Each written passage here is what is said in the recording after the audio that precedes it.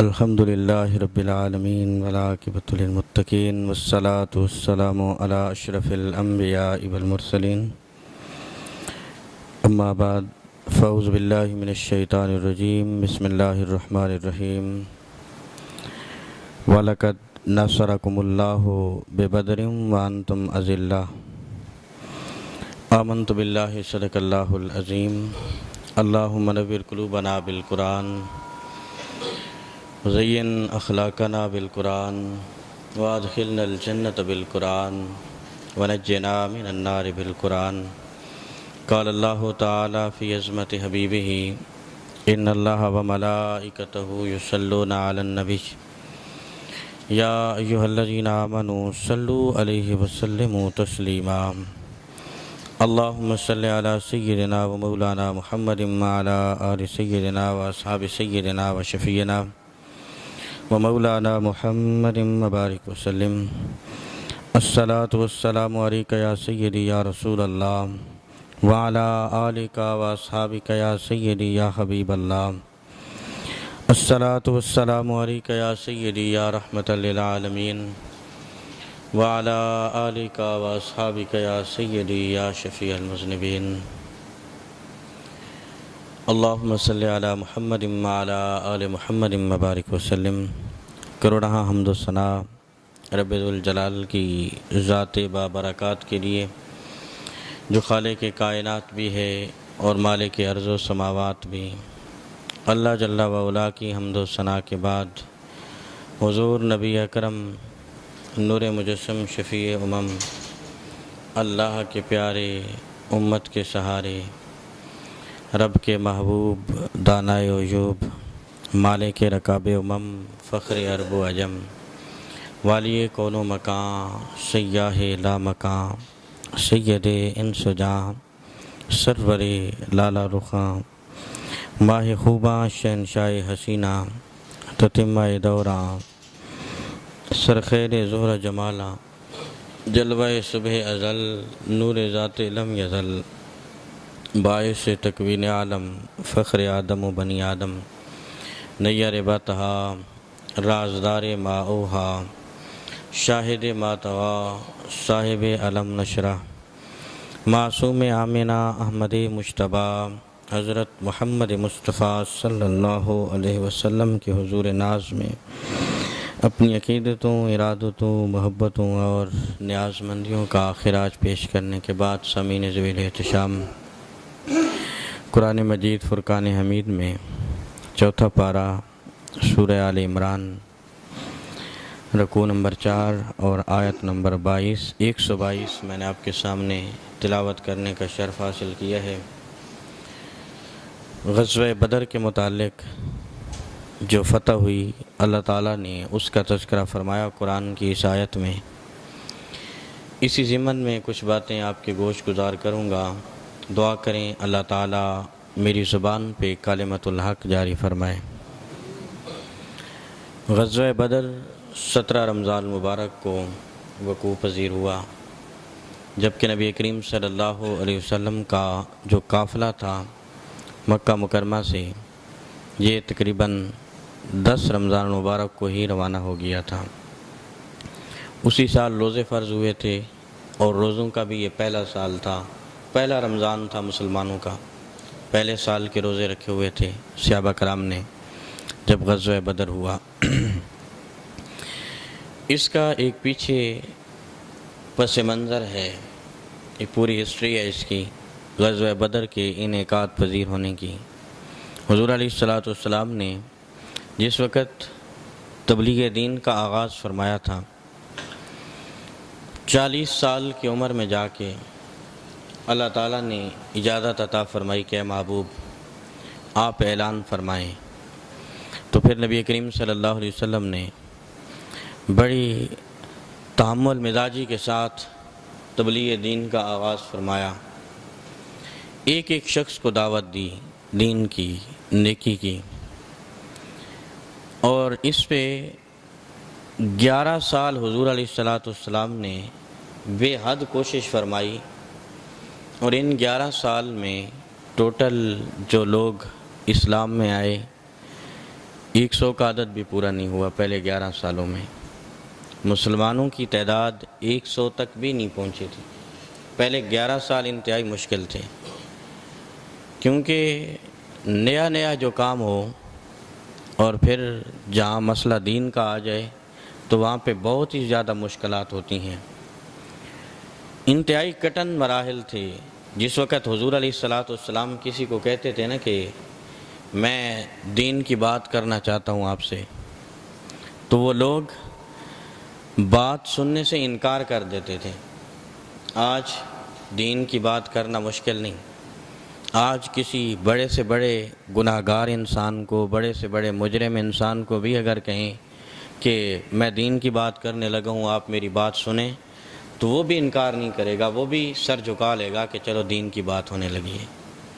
اس وقت حال یہ تھا کہ جس وقت حضور علیہ السلام کہتے تھے کہ میں نے دین کی بات کرنی ہے، ذرا میری بات بھی سنو، تو لوگ منہ پھیر لیتے تھے، کہے لگاتے، تمسخر اڑاتے، حضور علیہ السلام کا مذاق بناتے تھے لوگ۔ عقاب میں ایک منڈی لگتی تھی اور میلہ لگتا تھا ایک، حضور علیہ السلام وہاں پہ تشریف لے جاتے، وہاں جا کے دین کی بات کرتے، وہاں پہ کسی نہ کسی کو بلا لیتے جس کو حضور مناسب سمجھتے، اس کو دین کی بات سناتے، لیکن کوئی بھی نہیں سنتا تھا۔ جس وقت کافر دیکھتے تھے حضور علیہ السلام کو تو وہ سمجھ جاتے تھے کہ یہ بات تو دین کی ہی کریں گے، تو جو دوسرے علاقوں سے آئے ہوئے لوگ ہوتے تھے ان کو پہلے ہی کہہ دیتے تھے کہ اس شخص کے پاس نہ جانا، یہ اپنے آباء و اجداد کے دین سے معاذ اللہ باغی ہو گیا ہے، اور یہ ایک نیا دین لے کے آیا ہے جس کی اس نے تبلیغ کرنی ہے، اس لیے ان کی بات نہیں سننی۔ تو لوگوں کو پہلے ہی وہ الرٹ کر دیتے تھے۔ کوئی شخص بات سننے کے لیے تیار نہیں تھا، کوئی کاکا لگاتا، کوئی مذاق اڑاتا، استہزاء کرتے، پھپتیاں کستے، پیچھے سے آوازیں لگاتے۔ حضور علیہ السلام نے دروازہ جا کے تبلیغ فرمائی ہے، کنڈی کھٹکھٹاتے اور دین کا پیغام دیتے۔ اور بعض اوقات تو اس طرح ہوتا کہ کسی کا دروازہ کھٹکھٹاتے، وہ شخص دروازہ کھولتا، دیکھتا کہ سامنے حضور علیہ السلام ہیں، وہ بغیر پوچھے ہوئے، بغیر کوئی بات کیے ہوئے دروازہ بند کر دیتا تھا۔ وہ کہتا تھا کہ مجھے سمجھ آ گئی آپ نے جو بات کرنی ہے، میں نے آپ سے کوئی بات نہیں کرنی۔ کتنے پھر مشکل لمحات ہوں گے، کتنا کٹن مرلہ ہوگا جس میں حضور علیہ السلام نے تبلیغ فرمائی۔ چھوٹے سے چھوٹا تاجر بھی ہو نا، تو وہ یہ پسند نہیں کرتا کہ وہ اپنا مال کسی کے گھر میں جا کے دے، جو اس کی پروڈکشن ہے، جو اس کی چیز ہے، وہ کسی کے گھر میں جا کے سپلائی کرے، وہ بھی اس چیز کو پسند نہیں کرتا۔ ہاں بہت زیادہ کوئی جو ہے کمزور ہو، غریب ہو، تو وہ اپنا مال پھر ریڑھی کے اوپر رکھ کے گلی میں جائے گا، یا سائیکل کے اوپر اپنا مال رکھ کے گلی میں جائے گا۔ ورنہ ہر شخص کی یہی آرزو ہوتی ہے کہ میں ایک جگہ پہ اپنا سامان لگاؤں اور لوگ ہی میرے پاس آئیں۔ یہی معاملہ دین میں بھی آپ دیکھ لیں کہ آج لوگ یہی کہتے ہیں کہ ہمیں کچھ کرنا نہ پڑے دین کے معاملے میں بھی۔ مجھ جیسا ایک چھوٹا سا مولوی بھی شاید کہ میرے گمان میں بھی یہ ہو کہ مجھے کسی کے گھر میں جا کے دعوت نہ دینی پڑے دین کی، میں یہاں آ کے بیٹھتا تو ہوں، یہاں آ کے باتیں کرتا تو ہوں، دین کی تبلیغ کر رہا ہوں، کسی نے اگر سننی ہے تو یہاں مسجد میں آئے۔ تو ایک ایک کے گھر میں جا کے حضور صلی اللہ علیہ وسلم نے جتنی محنت اور کوشش کی ہے، یہ ایک لازوال مثال ہے حضور علیہ السلام کی زندگی کی۔ 6 لوگ آئے مدینے سے مکہ کی طرف حج کرنے کے لیے، جن میں ایک حضرت جابر بن عبداللہ تھے اور اسد بن زرارہ۔ یہ 6 لوگ، یہ ابھی مسلمان نہیں تھے۔ جس وقت یہ آئے مکہ مکرمہ کا حج کرنے کے لیے، گو کہ ان کا طریقہ غلط تھا، یہ اپنے اس پہلے غلط طریقے کے ساتھ حج کرتے تھے۔ کچھ لوگ برہنہ طواف کرتے تھے کعبہ کا، کچھ لوگ اپنے بت ساتھ لے کے آتے، ان کو سامنے رکھ کے ان کی پوجا کرتے، کچھ لوگوں کے بت وہاں پہ پڑے ہوتے۔ یہ جو ہم پڑھتے ہیں احادیث میں کہ جب مکہ فتح ہوا تو 360 بت موجود تھے مکہ کے اندر، کعبہ کے اندر۔ تو یہ ان لوگوں کا اپنا ایک طریقہ تھا حج کرنے کا۔ 6 لوگ آئے، طواف کر رہے تھے اپنے حساب سے، جس وقت انہوں نے دیکھا کہ ایک شخص ہے جو لوگوں کو اپنی طرف بلانے کی کوشش کرتا ہے، لوگوں کو اپنی طرف کھینچ رہا ہے اور کسی دین کی تبلیغ کر رہا ہے، کسی دین کا پیغام دینا چاہ رہا ہے، تو جابر بن عبداللہ اور اسد بن درارہ کہتے ہیں کہ ہم طواف کر رہے تھے، ہم نے مدینے میں یہود علماء سے یہ سن رکھا تھا کہ یہ جو دور چل رہا ہے یہ نبی آخر الزماں کا دور ہے، اسی دور میں اس نبی نے آنا ہے، اور پھر ان کی علامات اور نشانیاں جو انجیل میں بھی موجود ہیں، تورات میں بھی موجود ہیں، زبور میں بھی موجود ہیں، ان علماء سے ہم نے نبی آخر الزماں کی نشانیاں بھی جان رکھی تھیں، اور ہمیں یہ بھی علماء نے بتا دیا تھا، یہود علماء نے، کہ نبی آخر الزماں کے ظہور کا وقت ہے۔ کہتے ہیں کہ ہمیں تجسس ہوا کہ ایک شخص نے ذرا جائیں تو صحیح اس کی بات تو سنیں کیا کہتا ہے۔ کہتے ہیں کہ ہم 6 لوگ تھے مدینے سے آئے ہوئے، ہم پہنچے حضور کے پاس اور ہم نے کہا کہ آپ کیا کر رہے ہیں، کیا کہہ رہے ہیں لوگوں سے؟ حضور نے فرمایا میں اپنے دین کی دعوت دے رہا ہوں۔ تو انہوں نے کہا کہ پھر آپ ہمیں بھی دین کی دعوت دیں، ہمیں بھی آپ سمجھائیں اپنے دین کے متعلق۔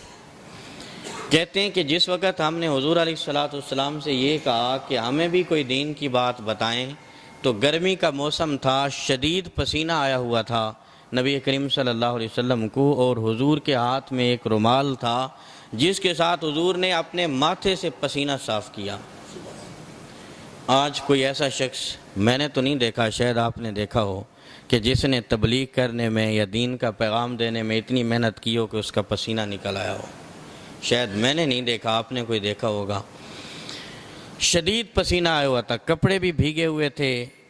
پورے جسم پہ بھی پسینہ نمایاں تھا، رومال کے ساتھ چہرے سے پسینہ صاف کیا، اور کچی زمین کے اوپر، کعبے کی کچی زمین تھی جس کے اوپر نبی کریم صلی اللہ علیہ وسلم بیٹھ گئے۔ حضور نے فرمایا کہ بیٹھو، اب کوئی بات سننے والا مل گیا ہے تو میں پوری تفصیل کے ساتھ بات سناؤں گا۔ حضور فرماتے ہیں کہ میں تو دعوت دیتا تھا، میں تو چاہتا تھا کہ لوگ میری بات سنیں، لیکن کوئی سننے کے لیے تیار ہی نہیں، آپ اپنی مرضی سے سننا چاہ رہے ہو تو بیٹھو۔ پھر کہتے ہیں کہ حضور علیہ السلام کی بات ہم نے سنی،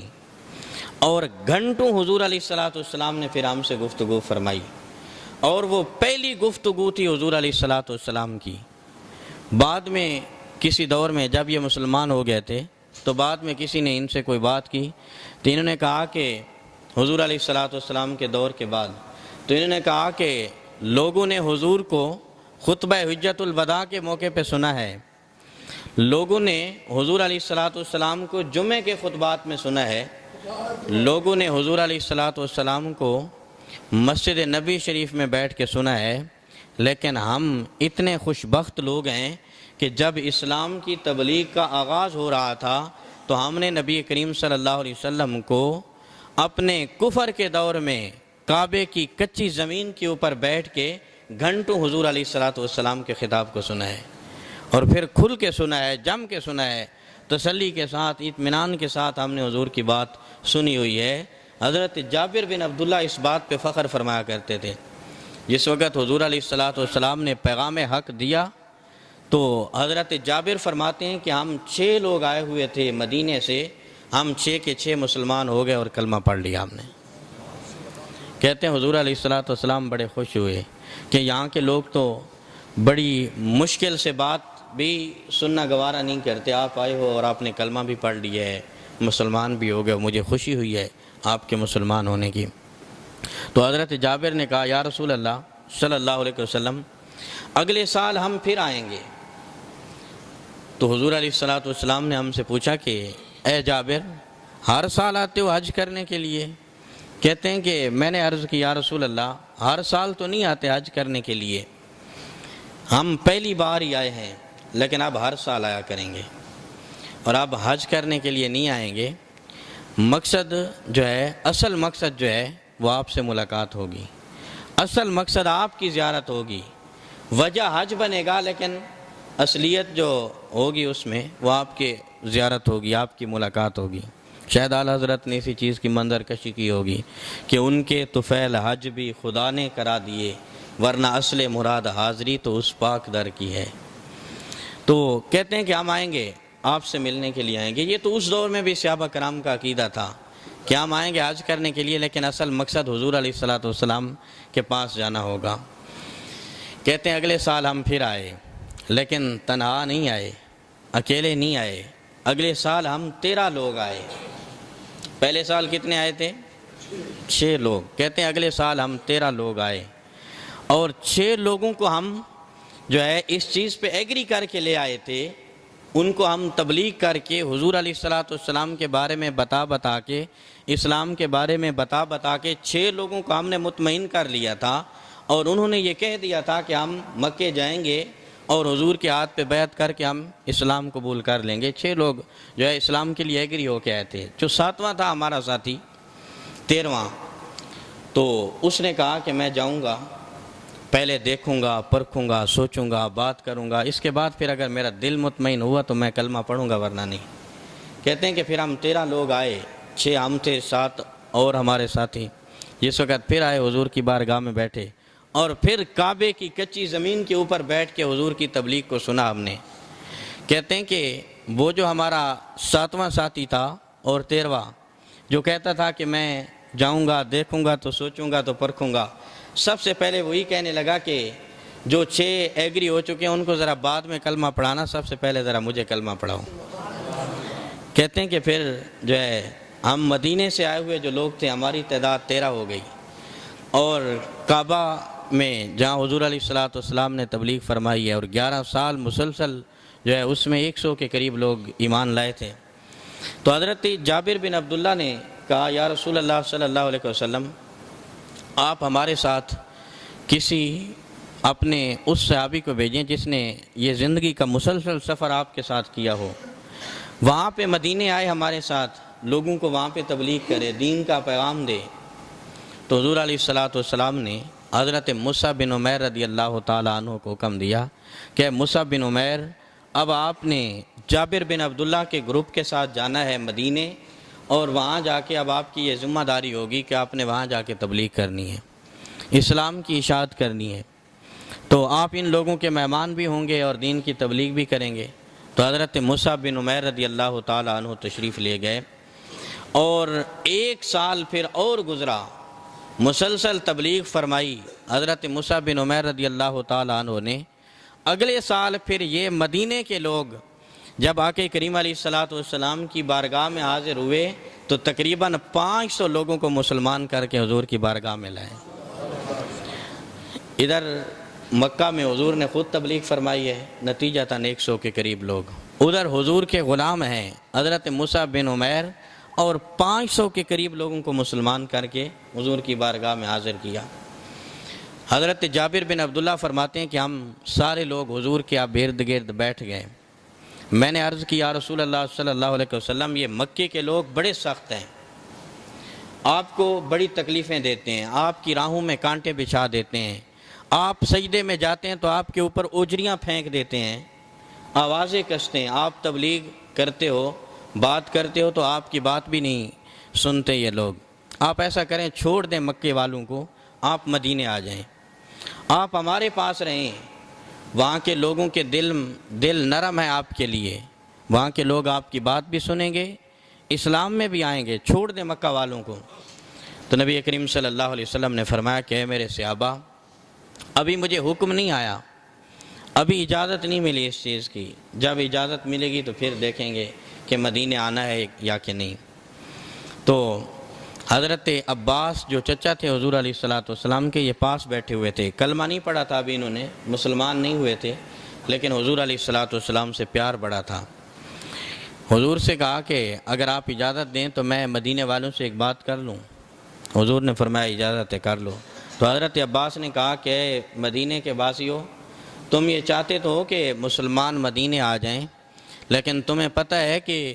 کفار مکہ اور مشرکین مکہ کے ساتھ تلواروں کے ساتھ مقابلہ کرنا کتنا مشکل کام ہے، تم اس بات کو نہیں جانتے، یہ بڑے سخت لوگ ہیں،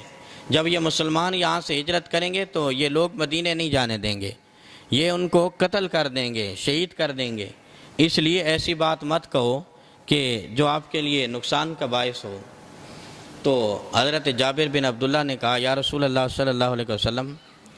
اگر آپ اجازت دیں تو ہم آپ کے چچا سے ایک بات کر لیں۔ حضور نے اجازت فرمائی تو حضرت جابر بن عبداللہ نے پہلے حضور سے مخاطب ہو کے کہا یا رسول اللہ آپ وعدہ فرمائیں ہمارے ساتھ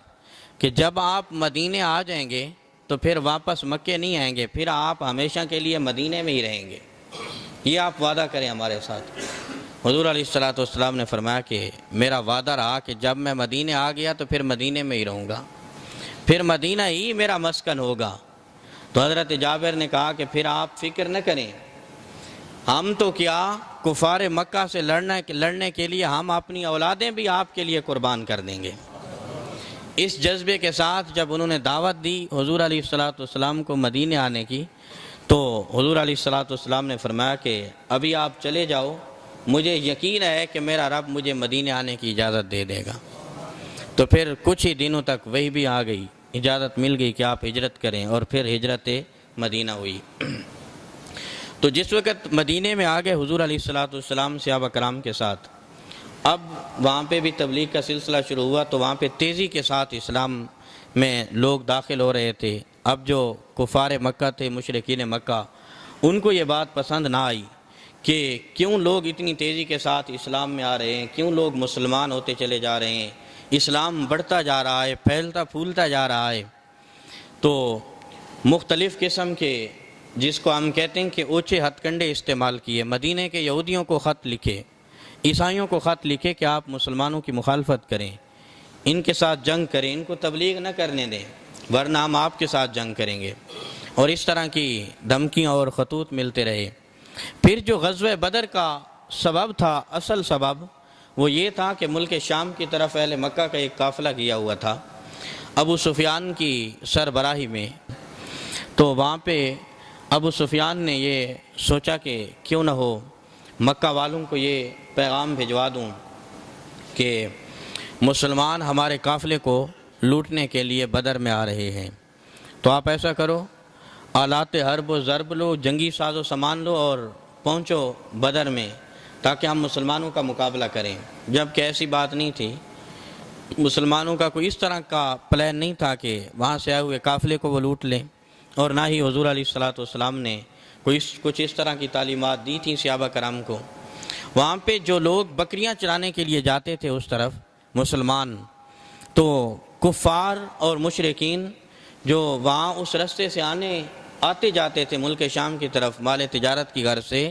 تو وہ لوگ مسلمانوں کو تنگ کرتے تھے، کبھی ان سے بکریاں چھین لیتے تھے، کبھی ان کو مار کے گھر بھگا دیتے تھے۔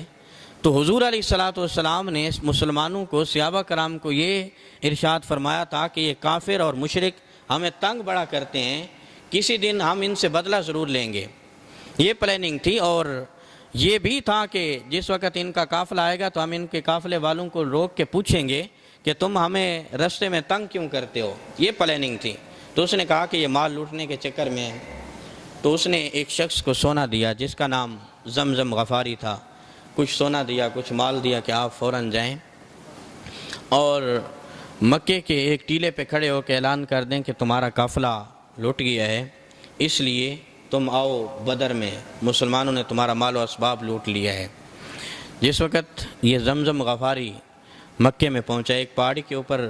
کھڑے ہو کے اس نے اپنے کپڑے پھاڑ دیے، اپنے آپ کو زخمی کر دیا، اپنی اونٹنی کا ناک کاٹ دیا، کان کاٹ دیے۔ یہ پریشانی اور مصیبت کی علامت ہوا کرتی تھی عربوں کی، کہ اگر کسی کا کوئی نقصان ہو جاتا تو اپنے کپڑے پھاڑ دیتا تھا، اپنے جانوروں کے ناک کان کاٹ دیتے تھے۔ تو وہ ایک پہاڑی پہ کھڑا ہو گیا، اللہ تیما اللہ تیما ادرکونی اللہ تیما، اس طرح کے الفاظ کہے کہ آؤ مدد کو پہنچو، الغوث الغوث، مدد کرو۔ سارے لوگ جمع ہو گئے، ابو جہل بھی، عتبہ، عتیبہ، شیبہ، ابو البختری، سارے کافر بڑے بڑے، کہ کیا ہو گیا ہے تمہیں؟ تو اس نے کہا کہ مجھے ابو سفیان نے بھیجا ہے،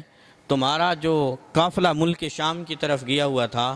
مسلمان اس کے اوپر حملہ آور ہو گئے ہیں، اور اس قافلے میں سامان تجارت جو تھا وہ سارے کا سارا لوٹ لیا انہوں نے۔ تو ابو جہل نے کہا کہ تیاری کرو سارے، کیونکہ اس قافلے میں مکہ کے ہر شخص کا مال تھا، انہوں نے اپنا مال لگایا ہوا تھا۔ تو سارے لوگ تیار ہو گئے اہل مکہ کے، 1000 کا لشکر تیار کیا ابو جہل نے۔ اس نے کہا کہ ہم بدر میں پہنچیں گے اور مسلمانوں کے ساتھ جنگ کریں گے، اور مسلمانوں کا نام بھی صفحہ ہستی سے مٹ جائے گا۔ اس ارادے کے ساتھ جب یہ شخص نکلا، ابھی کچھ ہی سفر طے کیا تھا کہ ایک اور قاصدہ ملا ان کو۔ اس نے کہا کہ قافلہ ہمارا صحیح سلامت ہے، تو اس لیے آپ لوگ واپس چلے جاؤ۔ تو ابو جہل جس کے اوپر موت سوار ہو چکی تھی، اس نے کہا کہ نہیں، ہم تو بدر میں جائیں گے، مسلمانوں کا مقابلہ کریں گے اور مسلمانوں کو آج ہم ختم کر کے آئیں گے، ہم نے واپس نہیں جانا۔ اس نے کہا کہ قافلہ تو تمہارا صحیح سلامت آ گیا ہے، اب تمہیں کیا پریشانی ہے؟ اس نے کہا کہ اب پریشانی یہ ہے کہ مسلمان روئے زمین پہ نہیں ہونے چاہیے، اب میرا مسئلہ یہ ہے۔ ان کے ساتھ اونٹ بھی تھے، سفر میں جو ہے کچھ مقامات پہ وہ رکتے، اونٹ ذبح کرتے، کھاتے، شرابیں پیتے، اور ان کے ساتھ ناچنے والی رنڈیاں بھی موجود تھیں جو ان کو داد عیش دیتی، اس طرح کا سارا سامان ان کو مہیا تھا۔ آخر کار چلتے چلتے انہوں نے بدر میں آ کے پڑاؤ کیا، بدر کے مقام پہ آ کے رکے۔ تو حضور علیہ السلام کو بھی ادھر علم ہو گیا کہ کفار مقابلہ کرنے کے لیے بدر میں آ چکے ہیں۔ تو نبی کریم صلی اللہ علیہ وسلم نے صحابہ کرام کو جمع فرمایا اور صحابہ کرام سے مشورہ کیا کہ اے میرے صحابہ، آپ کفار مقابلہ کرنے کے لیے آ چکے ہیں، تمہارا کیا خیال ہے؟ تو حضرت سیدنا صدیق اکبر رضی اللہ تعالیٰ عنہ کھڑے ہوئے، حضرت عمر کھڑے ہوئے، یہ مہاجرین صحابہ کرام میں سے تھے کیونکہ مکہ سے ہجرت کر کے گئے تھے حضور علیہ السلام کے ساتھ، کھڑے ہوئے اور عرض کی یا رسول اللہ صلی اللہ علیہ وسلم، جو فیصلہ آپ کا ہوگا ہمارا بھی وہی فیصلہ ہے، اور اگر آپ ہمیں کہیں گے تو ہم بدر میں چلیں گے آپ کے ساتھ اور کفار کا مقابلہ بھی کریں گے۔ حضور علیہ السلام نے فرمایا اشیروا ایھا الناس، اے لوگوں کی جماعت مجھے مشورہ دو۔ حضور علیہ السلام نے پھر مشورہ طلب کیا تو انصار صحابہ سمجھ گئے کہ حضور علیہ السلام ہمارے بارے میں کچھ کہنا چاہتے ہیں۔ تو حضرت سعد بن معاذ رضی اللہ تعالیٰ عنہ،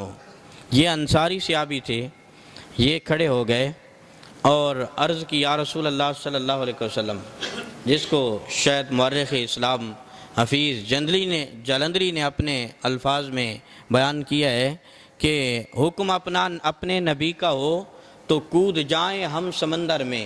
کہ جہاں کو محو کر دیں نعرہ اللہ اکبر میں۔ آپ ہمیں حکم تو دیں، آپ اگر ہمیں سمندر میں بھی کود جانے کا حکم دیں گے تو ہم کود جائیں گے،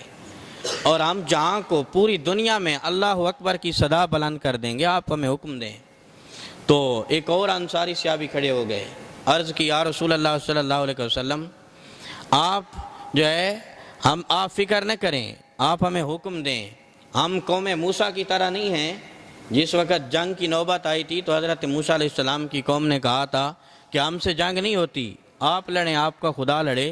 ہم لڑنے والوں میں سے نہیں، ہم وہ کام نہیں کریں گے، بلکہ ہم آگے سے لڑیں گے،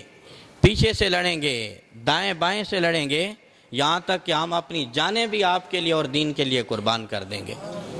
حضور علیہ السلام نے صحابہ کرام کا یہ جذبہ دیکھا، یہ ولولہ اور شوق دیکھا تو آقا کریم علیہ السلام خوش ہوئے۔ حضور نے فرمایا کہ پھر تیاری کرو، جو بھی زاد راہ ہے، جو کچھ بھی ہے آپ کے لیے،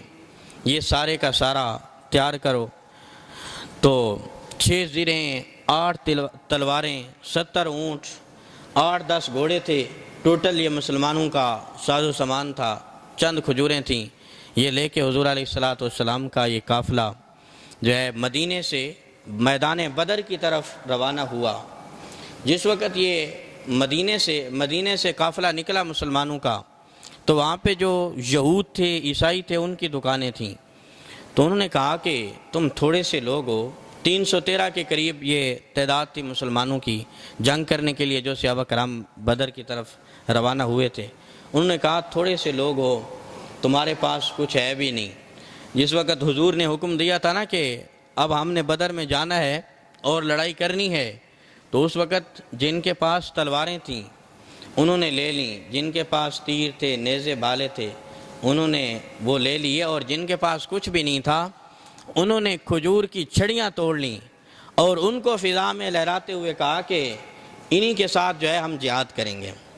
یہ جذبہ تھا ان کے اندر، انہوں نے کہا کہ تلواروں کا مقابلہ ہم کھجوروں کی چھڑیوں سے کریں گے۔ تو انہوں نے کہا کہ تمہارے پاس کچھ بھی نہیں۔ یہودیوں نے کہا تم جا رہے ہو اتنے بڑے لشکر کے ساتھ، 1000 کا لشکر ہے، ان کے پاس سواریاں بھی ہیں، آلات حرب و ضرب، جنگی ساز و سامان پورا ہے ان کے پاس، قوت میں پاور میں وہ لوگ تم سے زیادہ بھی ہیں، طاقتور بھی ہیں، کیسے تم ان کا مقابلہ کرو گے؟ تو انہوں نے کہا کہ نہ تیغ و تیر پر تکیا، نہ خنجر پر، نہ بھالے پر، بھروسہ ہے تو فقط ایک سادہ سی کالی کملی والے پر۔ ہم تیغ و تیر پہ نہیں تکیہ کر کے اور بھروسہ کر کے جا رہے، ہم جو ہے جا رہے ہیں تو حضور علیہ السلام کی ذات پہ بھروسہ کر کے میدان بدر کی طرف جا رہے ہیں۔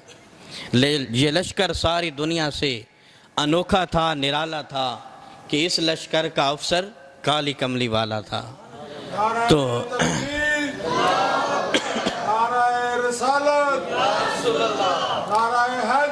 اب یہ قافلہ چل رہا تھا، ایک مقام پہ کچھ دیر کے لیے انہوں نے توقف کیا، تو وہاں پہ ایک شخص اونٹ چلا رہا تھا، جو پہلی نشانی ظاہر ہوئی اللہ کی مدد کی، ایک شخص اونٹ چلا رہا تھا۔ تو ایک صحابی آگے بڑھے اور انہوں نے کہا کہ سلام کرو، یہ ہمارے نبی ہمارے قافلے کی سربراہی فرما رہے ہیں۔ تو وہ شخص چونکہ مسلمان نہیں تھا، اس نے کہا کہ میں تبھی مانوں گا کہ یہ مسلمانوں کے نبی ہیں۔ ایک اونٹنی کی طرف اس نے اشارہ کیا کہ تمہارے نبی یہ بتا دیں کہ اس اونٹنی کے پیٹ میں بچہ ہے یا بچی ہے، یعنی اس کا جو بچہ ہے وہ نر ہے یا مادہ ہے،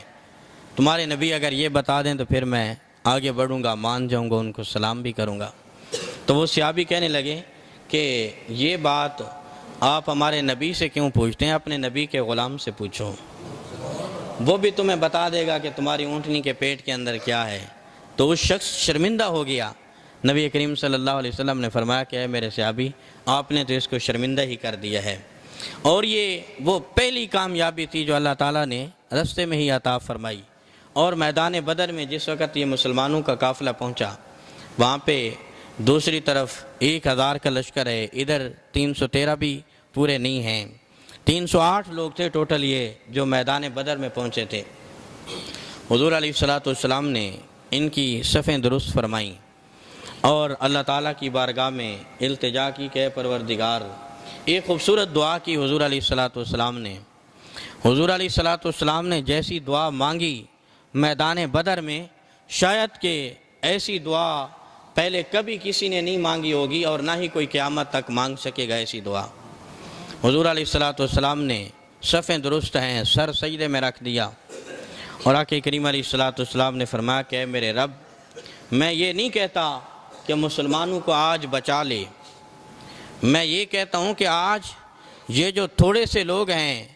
313، یہ اپنی میں 14 سال کی 15 سال کی جو محنت میں آپ کے سامنے لے آیا ہوں، 15 سال کی محنت کا نتیجہ تھا مسلمانوں کی یہ تعداد۔ حضور علیہ السلام نے فرمایا کہ یہ میری 15 سال کی محنت ہے جو میں آپ کے سامنے لے آیا ہوں،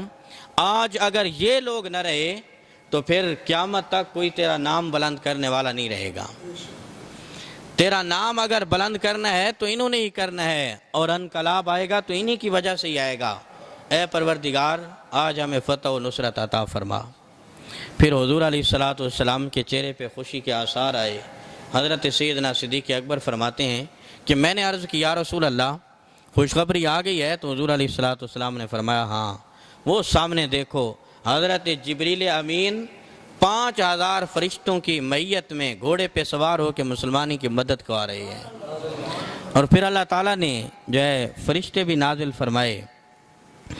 بِخَمْسَةِ آلَافٍ مِّنَ الْمَلَائِكَةِ مُصَوِّمِينَ، قرآن مجید کے یہ الفاظ ہیں۔ اور أَن يُمِدَّكُمْ رَبُّكُمْ بِثَلَاثَةِ آلَافٍ، 3000 کا ذکر بھی قرآن میں ہے اور 5000 کا بھی جبریل امین کے میت میں جو اللہ کے فرشتے آئے تھے۔ حضور علیہ السلام نے صحابہ کرام کو جو ہے پوری جنگ کی تعلیمات دیں کہ لڑنا کیسے ہے، مقابلہ کیسے کرنا ہے، کیونکہ فردن لڑائی ہوتی تھی، ایک آدمی دوسرے آدمی کے مد مقابل جاتا تھا تلوار لے کے یا جو بھی اس کے پاس ہتھیار ہوتا، اور وہ دونوں شخص لڑا کرتے تھے، پھر ایک شکست کھا جاتا اور ایک فتح پا جاتا۔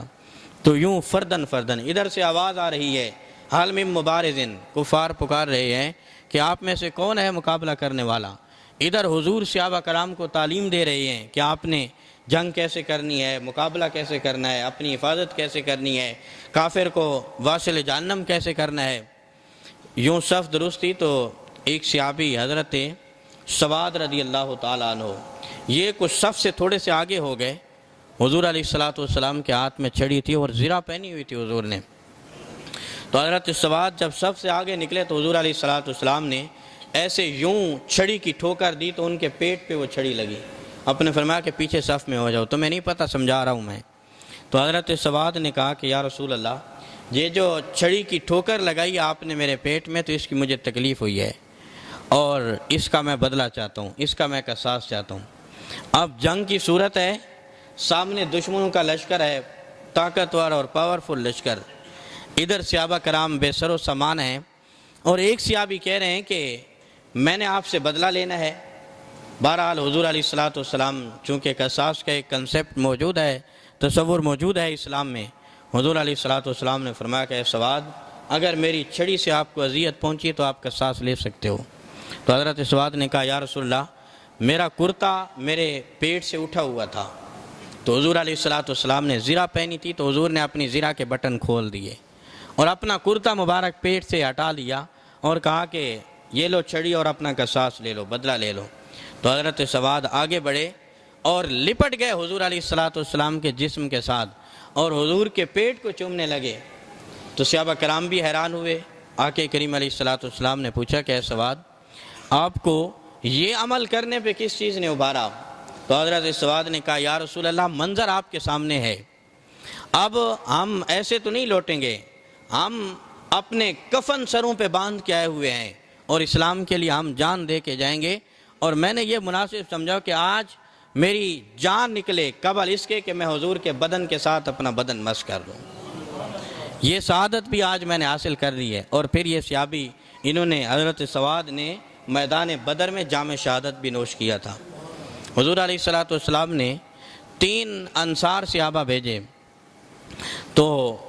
آگے سے عتبہ، عتیبہ اور ولید، یہ لوگ آئے مقابلے کے لیے۔ انہوں نے کہا کہ تم کون ہو؟ انہوں نے کہا کہ ہم جو ہے مہاجرین میں سے ہیں۔ تو انہوں نے کہا کہ نہیں، ہمارا اور آپ کا مقابلہ نہیں، انصار میں سے کوئی لے کے آؤ۔ تو نبی کریم صلی اللہ علیہ وسلم نے حضرت علی رضی اللہ تعالیٰ عنہ کو حکم دیا، کم یا علی، اے علی آپ کھڑے ہو جائیں، کم یا حمزہ، اے حضرت امیر حمزہ آپ بھی کھڑے ہو جائیں۔ اور حضرت عبیدہ بن جراح کو کہا، کم یا عبیدہ، اے عبیدہ بن جراح آپ بھی کھڑے ہو جائیں۔ یہ 3 صحابی کھڑے ہوئے، یہ انصار صحابہ تھے۔ جس وقت یہ پہنچے میدان بدر میں تو حضرت علی نے عتبہ کو اور حضرت امیر حمزہ نے جو ہے ولید کو واصل جہنم کیا۔ حضرت عبیدہ بن جراح بوڑھے تھے تو ان کی پنڈلی پہ تلوار لگی تو آپ کی پنڈلی سے خون بہنے لگا اور ہڈی سے گودا بھی باہر آنے لگا، اور آپ زخموں سے جو ہے نیچے زمین کی طرف آئے۔